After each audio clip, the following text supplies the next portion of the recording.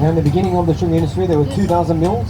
Today there's only 1 mill here in Bundaberg, and that's here to your right, Millington Mill. Sits on a traditional corroboree site that stands for Spear in the Eye. It was first established here back in 1882 by the Crown family. Today it is owned by Bundaberg Sugar, and that's all controlled by a Royal Belgian family company known as Guinness Sugar. Now, it is the only mill in Australia. There are only 2 of its kind in the world where they do everything in the production of the sugar. They grow the cane, mill it, refine it, pack it, and distribute it worldwide, right from this one site.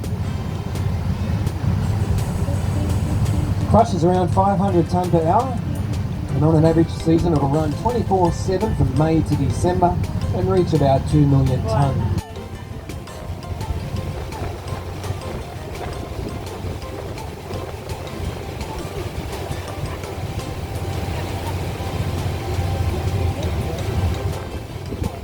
To your right, here's the Bundaberg Sailing Club that's been in many locations since around 1910. Now they do race down here on a Saturday, quite a mixed variety in their fleet here.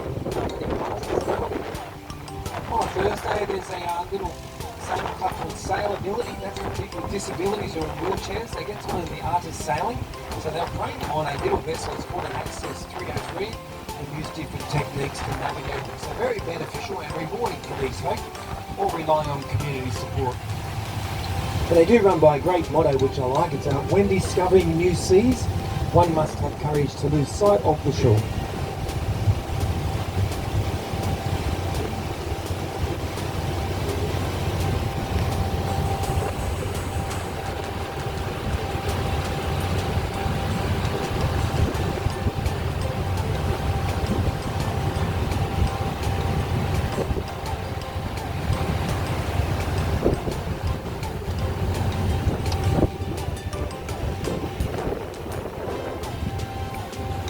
Now just so you get your bearings, we're just out of a little township here called Burnett Heads, which is north of Bargara, and of course the famous Turtle Rockery, Monrepo in between.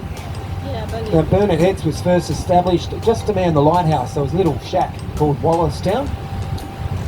The lighthouse, original one, brought up from Moreton Bay in about 1873. It was timber hexagonal lighthouse around on kerosene, so it was manually operated for 99 years. It is heritage listed today, but you can go and check it out. It's situated next door to the Burnett Heads Caravan Park. And there's an automatic one in its place. Another little suburb to your right.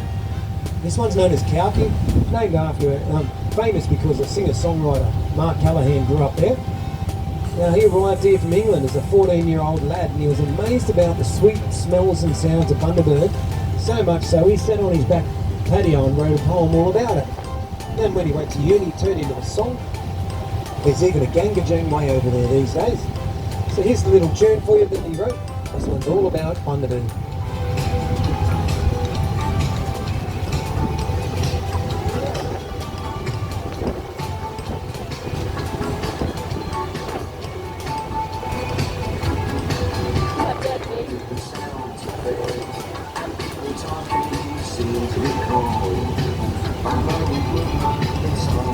Not yet, darling. There you go. Sorry. It's okay. Come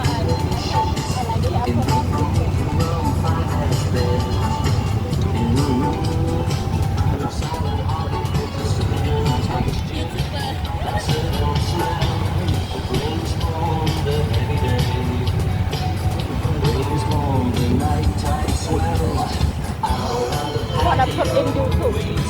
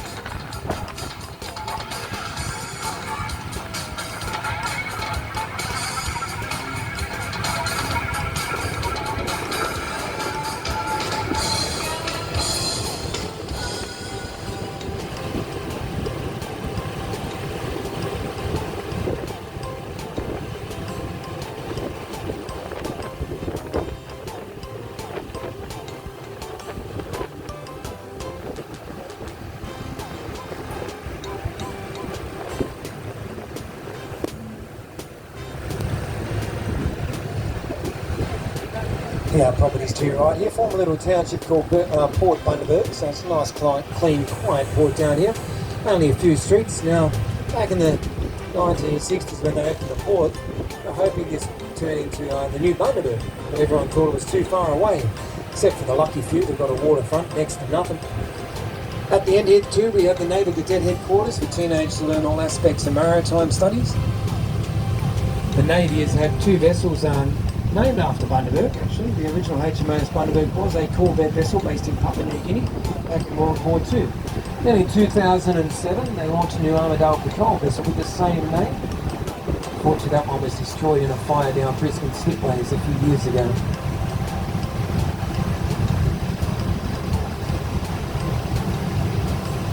We had HMAS Tabuk here as well.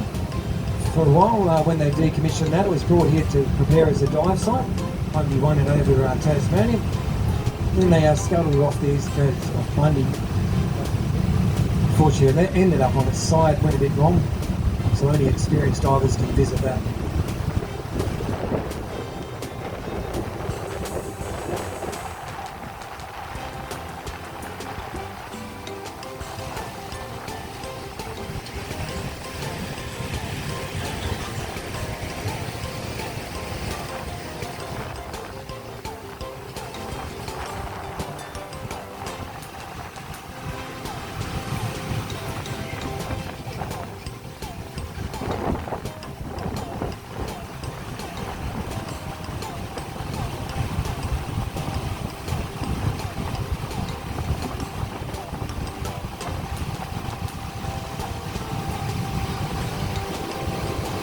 Well, here we are, folks, at the bulk sugar terminal of Bundaberg. Originally uptown reached until the 42 floods hit, and we're going to build out on the deep ocean front, but cyclonic conditions change our ideas. So they installed in the river, about 4k from the mouth. They probably wish, excuse me, they didn't put it in the river. It's been closed many times over due to siltation. Hence it has the title of being known as the persistent port. Now you will find 7 of these sugar terminals in Queensland. This one here is the longest sugar shed in the world, at 425 metres in length. It has the capacity to hold 300,000 tonne of raw sugar. It's a no bag sugar handle. When it's ready for loading, this conveyor and hopper can load around 1,400 tonne per hour. And it's known as Thomas Highwolf, named after the treasurer who signed the cheque back in 1958 to open her up. So most sugar ships load around 25,000 tonne of raw sugar, so they do dredge the river system here on this swing basin to approximately 11 metres depth in a high tide. Over the years, they've utilised the port for other products, sent wood pellets to China as renewable fuel. They've also sent silica sand, which they mine just out of Bundy, in the creek. And it's high-grade stuff, 98% silica. So that goes to Japan to make mobile phone and TV screens. But we've stopped that for a while because shipping costs apparently went up 300%. They don't export oils or petroleums. That was seized many years ago, but they are looking at exporting bauxite, limonite, green ammonia and hydrogen in the future from this port. Now they don't export molasses anymore either. They actually have to import the molasses. They can't keep up with the demand. See, a lot of it heads out west as stock feed. But Bundy Rum keep running out of molasses. And these two big tanks here hold about 40,000 tonne in each, and they have to keep importing it from up north as far as Cairns for Bundy Rum. You ask yourself, how do they run out? Well, I've worked it out, folks. See, 30% of Bundy Rum is consumed right here in Bundaberg. And as a good citizen, I help out as much as I can, unless I'm driving a boat. Now, another good citizen who's always helped out with the Bundy Rum, it's got old Chad Morgan. He grew up here in the White Bay and he loved it so much, he wrote this little song all about it. I was feeling a bit butchered and the wife was on me back, sighing for an Tennis racket. He's still out there having a go. He was here last week doing a gig. He's 89-year-old. Now the port here is owned and controlled by Gladstone Port Corporation. They have about 500 hectares of development land, encouraging big companies in. Up the back to your right is E-Tex, that's a plasterboard company. Now they import the gypsum from Sejuna, South Australia, and make the plasterboard here.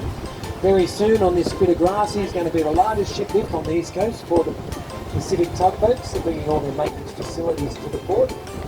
We've also seen Monsoon Aquatics do right here, bring the headquarters down from Darwin. Now these guys go out and wild harvest the coral for export. They've just been given some funding, so now they can actually spawn it on land here in their sheds and return a bit back to the reef to keep it sustainable and sell directly to the public. Now this river used to have two entrances around an island that formed the delta, but they blocked the northern entrance off by this large rock wall to your left here. Local fishermen weren't too happy about that, keeping access not available to Skyrill, a beautiful fishing village over there. So they ended up getting a court order to keep access available. Over there you see that hole, sneak across at a high tide, guaranteed to come back in the next high tide with a bag full of fish and a bucket full of mud crabs. It's one beautiful place.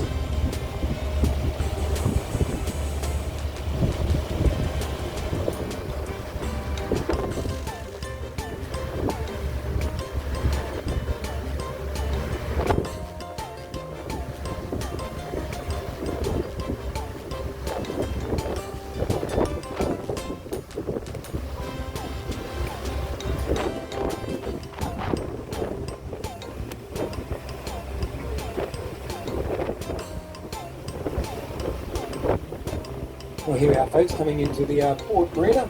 And as Bundaberg is situated out in the southern tip of the Great Barrier Reef, it also boasts the most equable climate in Australia here, and makes it very popular for destination for vessels heading north to the Whitsundays.